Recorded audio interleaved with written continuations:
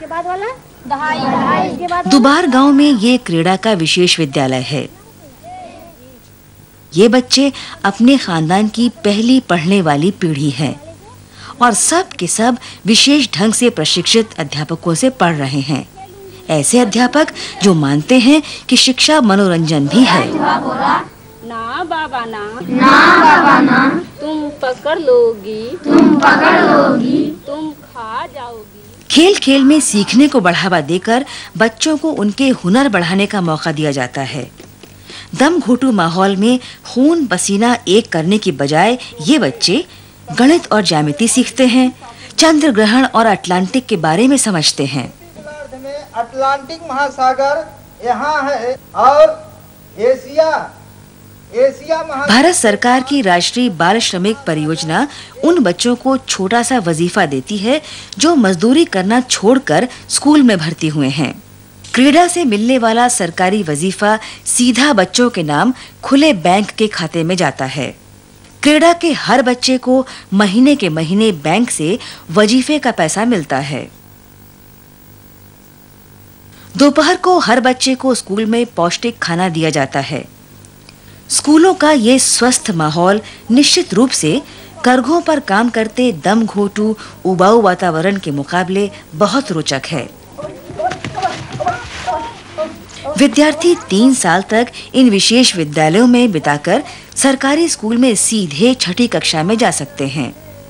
क्रीड़ा स्कूल के बच्चों को इस तरह की अपनी पढ़ाई जारी रखने का मौका मिलता है।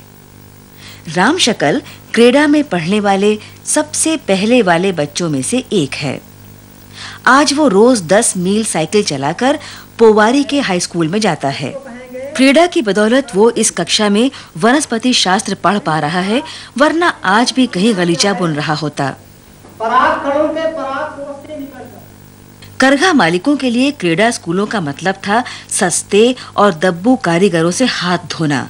अक्सर वो स्कूल जाते बच्चों को पकड़कर डराते धमकाते थे।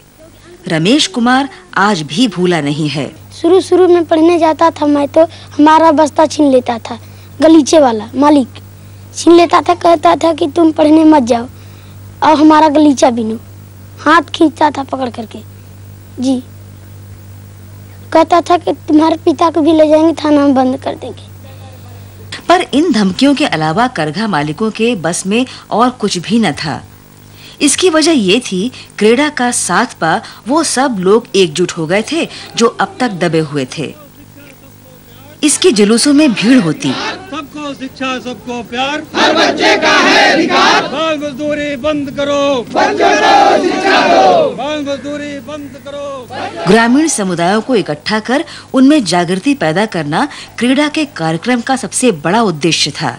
माँ बाप को बाल श्रम के खिलाफ लड़ने और बच्चों को स्कूल भेजने का संदेश देने के लिए साइकिल रैलियां एक गांव से दूसरे गांव गईं। जैसे जैसे और गांव जुड़ते गए, ये अभियान दूर दराज के गांवों में फैलता गया।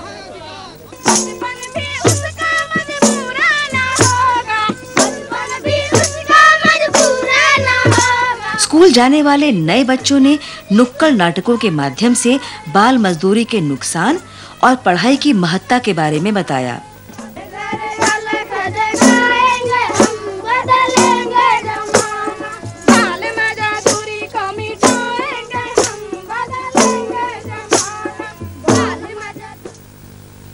कुल मिलाकर कहा जाए तो इस मामले में लोगों की प्रतिक्रिया सकारात्मक होती गई, क्योंकि क्रीड़ा ने साबित कर दिखाया कि शिक्षा कुछ लोगों की बपौती नहीं है। गांव वालों के पूरे मन से समर्थन की महत्वपूर्ण वजह इन नए विद्यालयों के अध्यापक हैं। मैकूलाल जैसे अध्यापक न तो छात्रों को गालियां देते हैं, न उन पर स्लेट फेंकते हैं और न ही उनसे बर्तन धुलवाते हैं। वजह सीधी साधी है। बचपन में मैकूलाल खुद बुनकर थे। अध्यापक चुनते वक्त क्रीड़ा ने खास ध्यान रखा कि वो नरम दिल हों। गांव में बड़ी संख्या में सभाएं की गईं, जिनमें शिक्षा से जुड़े मुद्दों और बच्चों के अधिकारों पर चर्चा हुई। इन सभाओं के दौरान गांव के लोगों ने खुद बढ़कर सलाह पेश की कि कैसे बाल श्रम को मिटाएं। एक सलाह ये थी कि गांव के स्तर पर समिति बनाई जाए जो घर घर जाकर ये जांच करे कि बच्चे करघों पर मजदूरी तो नहीं कर रहे। We greatly rely upon NGOs like CREDA.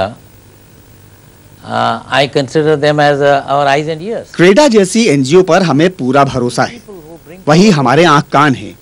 यही तो हमें पता देती हैं कि कहाँ बाल मजदूर काम कर रहे हैं और कहाँ बंधुआ बाल मजदूर। कभी कभी तो यही लोग हमारे ध्यान में लाते हैं कि बार बार बताने के बावजूद प्रशासन कैसे ढिलाई बरत रहा है। राष्ट्रीय मानव अधिकार आयोग ने न जाने कितने कदम क्रेडा जैसी एनजीओ की सूचनाओं के आधार पर उठाए हैं। On information furnished by NGOs like CREDA. दबाव में आकर बहुत से करघा मालिकों ने या तो करघे बंद कर दिए या कम कर दिए। इसीलिए क्रेडा ने कई प्रशिक्षण केंद्र खोले हैं जो औरतों को गलीचा बुनना सिखाते हैं ताकि गलीचा बुनकरों की संख्या में आई कमी दूर हो जाए। कालीन उद्योग करीब 20 लाख लोगों को प्रत्यक्ष या परोक्ष रूप से रोजगार मुहैया कराता है और हम ये कभी नहीं चाहेंगे कि कालीन उद्योग को किसी भी प्रकार की कोई क्षति पहुंचे, परंतु हम ये भी नहीं चाहेंगे कि कालीन उद्योग बाल मजदूरी के बल पर बढ़े। लेकिन इसके बावजूद निर्मम और क्रूर तरीकों से हो रहा शोषण गलीचा बुनाई की इस छत के नीचे आज भी जिंदा है। कुल मिलाकर शायद इस चार दीवारी के भीतर करीब 40 बच्चे काम करते होंगे। इन बच्चों को यहाँ दलाल लाते हैं जो उत्तर प्रदेश और बिहार के कुछ हिस्सों में अब भी सक्रिय हैं। सुंदरी का बेटा नरेश सिर्फ 10 साल का था जब उसे गांव का दलाल ले गया था। उसने वादा किया था कि उसका बेटा बहुत बड़ा बुनकर बनेगा और ढेरों पैसा कमाएगा। वही आखिरी बार थी जब सुंदरी ने अपने बेटे नरेश को देखा था। सांझ बिहान ओकरा में ध्यान गाड़ी आई तो कहा कि ओने से आवत होता। उसकी याद मुझे हर वक्त तड़पाती है। जब भी कोई गाड़ी गुजरती है मुझे लगता है कि मेरा बेटा लौट आया। जो बच्चे गांव से गए हैं वो अपने परिवारों के साथ त्योहार मनाने के लिए हमेशा लौटते हैं। तब मैं अपने बेटे के लिए और भी तड़पती हूँ। गइल बड़न त त्योहार से सब आवत बड़न त हमरो जीवा कर लेके हमरो लेको आज उतरत होतई, ऊ गाड़ी से आत होतई, ऊ गाड़ी से।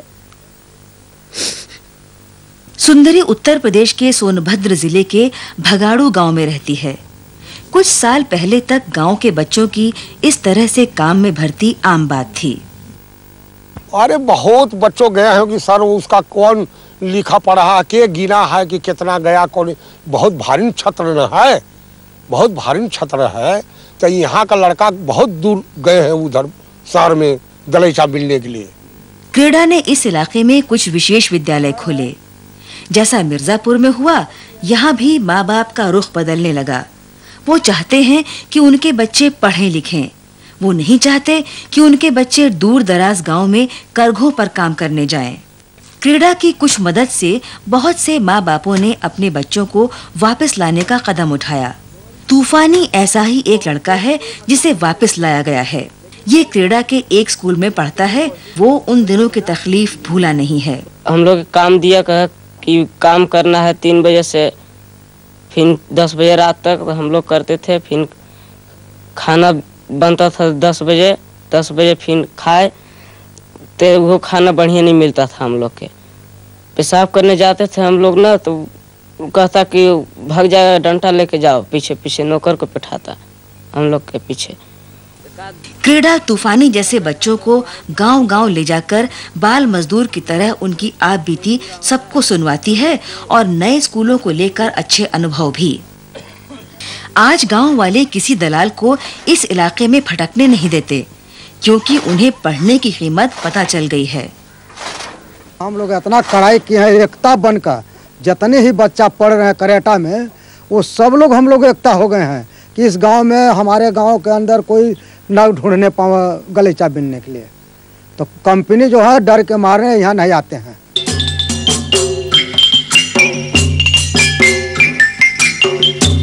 क्रेडा स्कूल के बच्चे जल्दी ही औरों के लिए उदाहरण बन गए। गांव वाले चाहने लगे उनके बच्चे भी वैसे ही बने।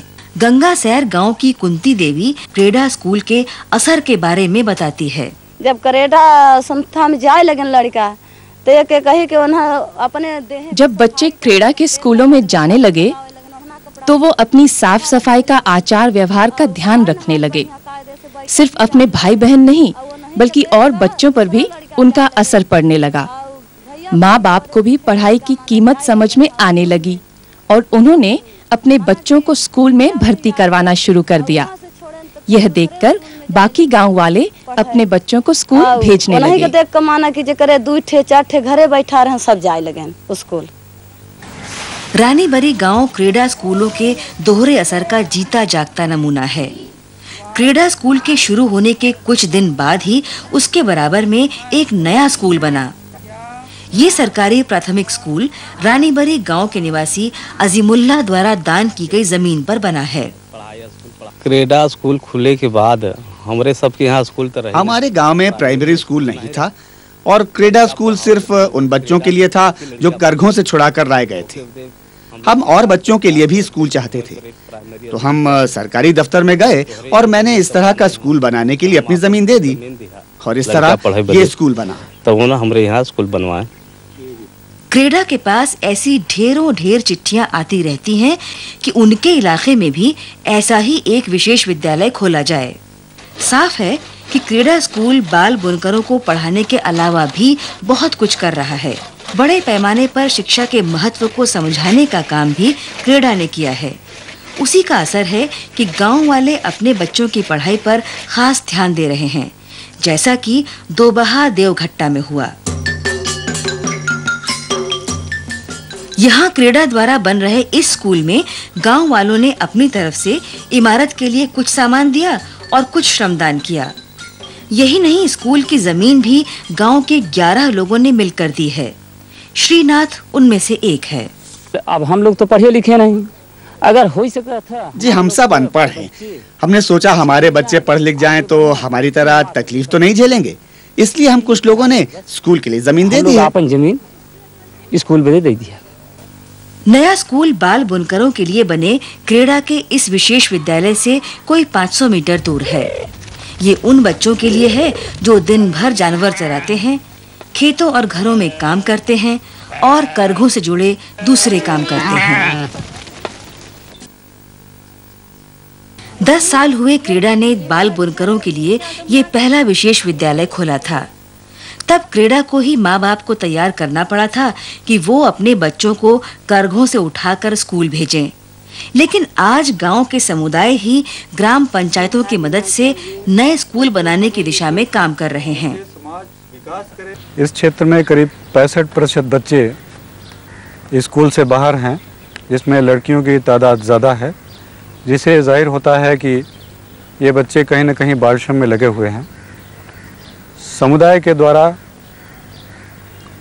बाल मजदूरी के खिलाफ और बालाधिकार के पक्ष में जो भी काम शुरू किए गए हैं उसको बल प्रदान करने के लिए हम संसाधन जुटाने का काम करेंगे, जिससे कि समुदाय के कामों में मदद मिल सके और बालाधिकार के पक्ष में एक माहौल बन सके।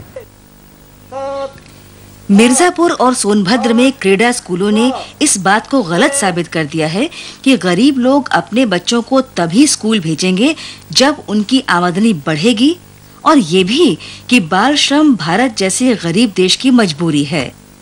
जाहिर है भ्रम अब टूट चुका है। 8 से हम 1 उधार लेंगे तो 5 के पास जाएगा तो कितना हो जाएगा? 15। कितना कठिनाई आए लड़का की। चाहे कितनी मुसीबतें झेलनी पड़े, पर हम अपने बच्चों को तो पढ़ाएंगे, तभी उनका भविष्य उज्जवल होगा। हम जानते हैं उसके लिए हमें जिंदगी से लड़ना होगा। खेतों पर खून पसीना एक करना पड़े या ईंट ढोनी पड़े, पर हम अपने बच्चों को स्कूल भेजकर ही रहेंगे। लड़का के 3 चूहे थे, चूहे छोटे छोटे थे, चूहे छोटे छोटे।